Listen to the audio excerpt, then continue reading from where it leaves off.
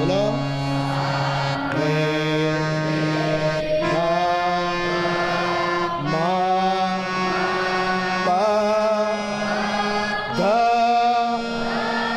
ચોખ્ખું ધ.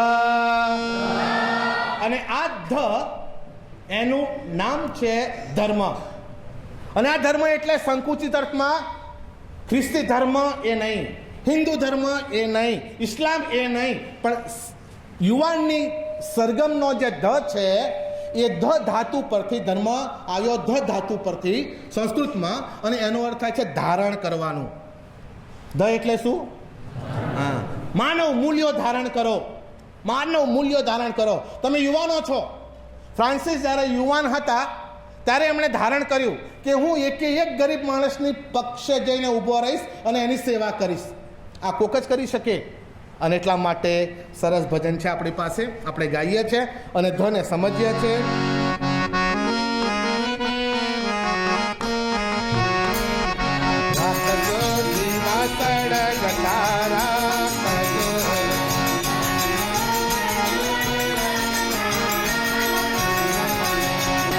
તમારા દીવા, સત્કર્મ રૂપી દીવાને હંમેશા સળગતા રાખજો. તમારો પોતાનો સ્વાર્થ એને ઓલવી ના નાખે એની કાળજી રાખજો. જૂનાગઢની અંદર કથા ચાલે. એક યુવાન કથા સાંભળવા માટે આવે, પ્રેમથી ભગવાનની કથા સાંભળે. છેલ્લા દિવસે કથા કરે કહ્યું કે ભાઈ કંઈ સારા કર્મ કરજો. પેલો વિચાર કરે, ગુરુને જેને પૂછ્યું, ગુરુ સારા કર્મ એટલે શું? તો કે ગરીબોને મદદ કરજો. તો કે એટલા પૈસા મારી પાસે નહીં. તો કે તારી પાસે માટલું છે? તો કે છે. કળશો છે? તો કે છે. તો એટલું કામ કરજે, ઉનાળાના ટાઈમ છે એટલે કળશો અને માટલું પાણીનું ભરી અને 4 રસ્તા પર બેસજે, જે આવે એને કળશો ભરીને પાણી પાજે. આવું થાય? પેલો કે થાય જ ને, એમ શું વાંધો. પેલો રોજ બપોરે માટલું પાણી લઈને જાય, 4 રસ્તા પર ઊભો રહે, જે આવે એને જઈશું ભગવાન કે કળશો પાણી આપે. એના ઘરે વાણિયા આવ્યા, બ્રાહ્મણ આવ્યા, ચોરે પાણી પીવા આવે. તરસ્યા હે તો આવે જ ને બિચારા, ચોરે પાણી પીવા આવે. એમ કરતા કરતા કરતા કરતા કરતા 6 મહિના સુધી એણે બધાને પાણી પાયું. એક દિવસે માટલું લઈને ત્યાં ઊભેલો, ત્યાં 4 જણા આવ્યા, કાર્બન કોપી. 4 જણા હરખા જ દેખાય,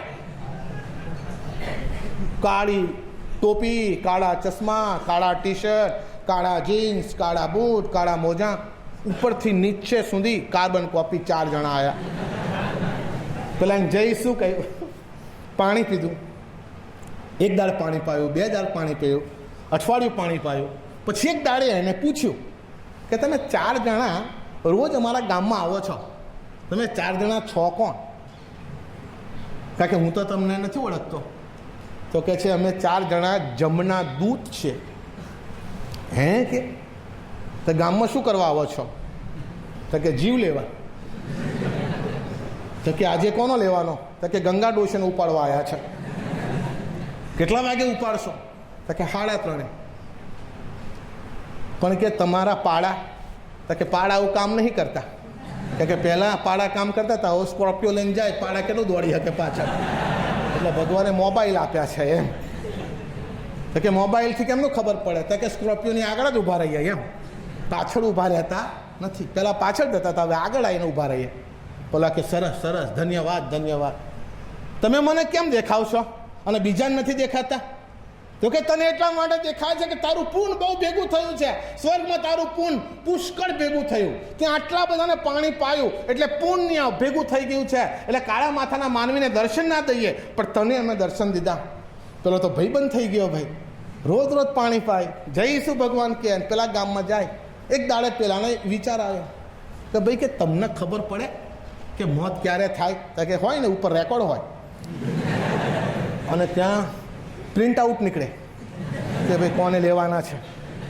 તો કે મારું ખબર પડે? મારું મોત ક્યારે ખબર પડે? તો કે કેમ નહીં? કે કાલ તો આવીશું. તો કે સારું જોતા આવજો ને, એટલી લાગવગ તો કરો ને, આટલું પાણી પીવું એટલે.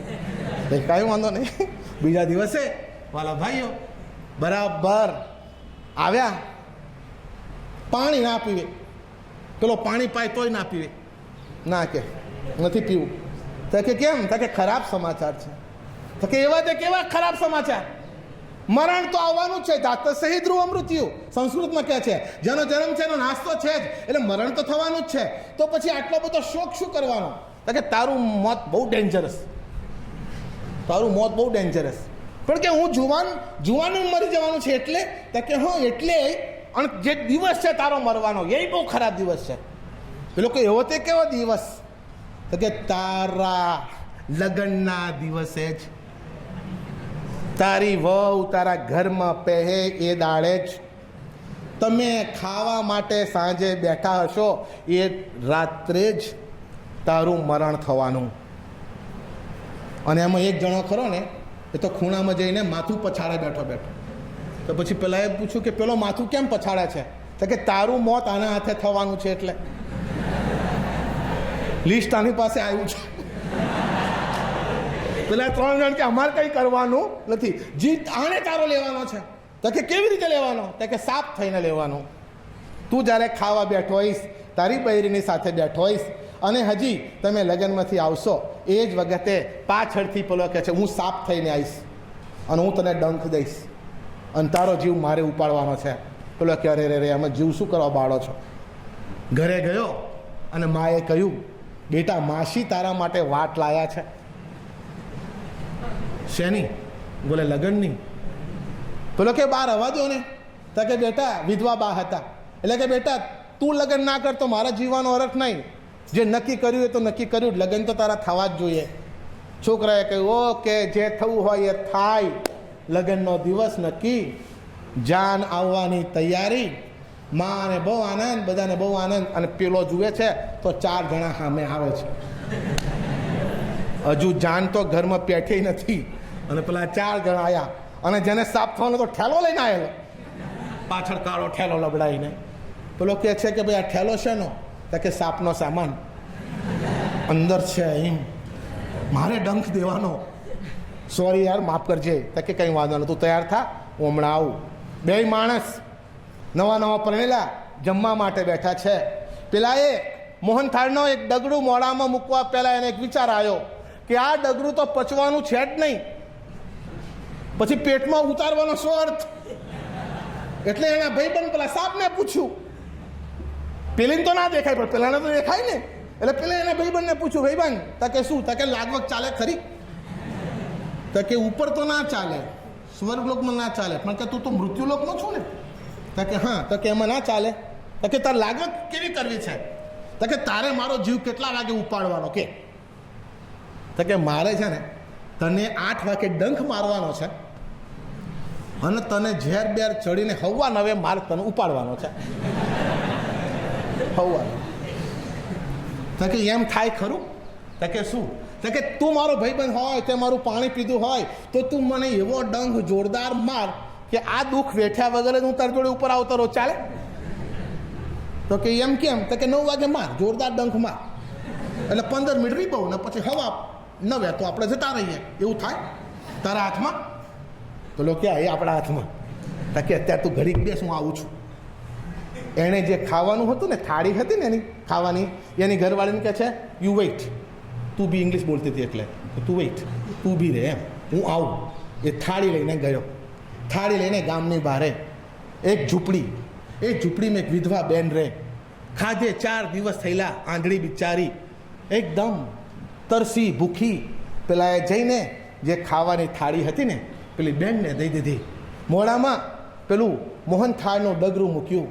જેવું ડોશીએ ખાધું એવું કહ્યું, બેટા 100 વર્ષનો થજે.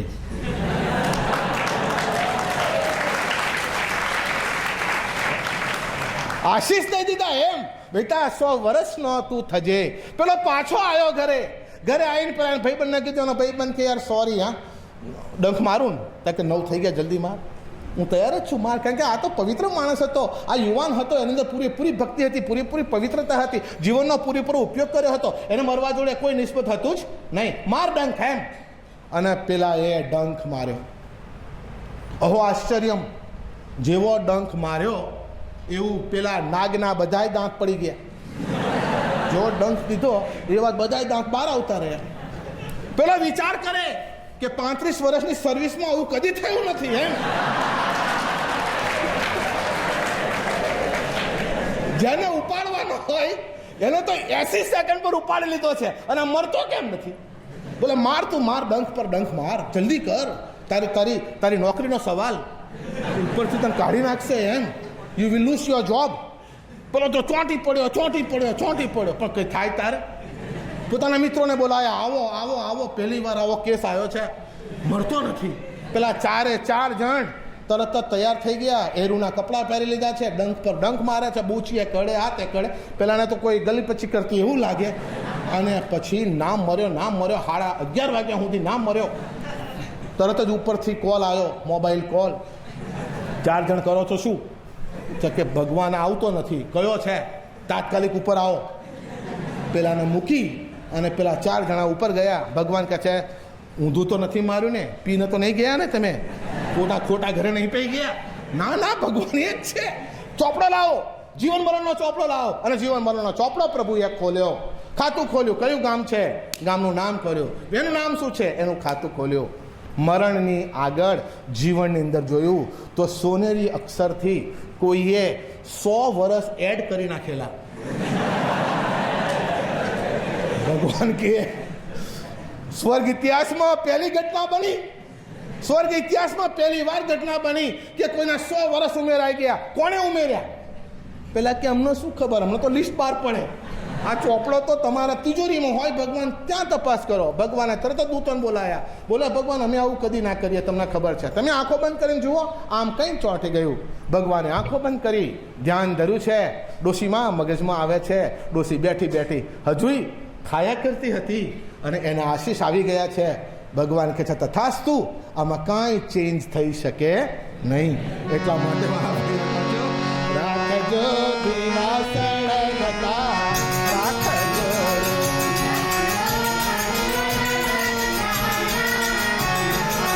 વાય રે ગોદનાઓ લવાઈ જાય, વાય રે ગોદનાઓ લવાઈ જાય. રાખજો દિવાસળ ગતા, રાખજો.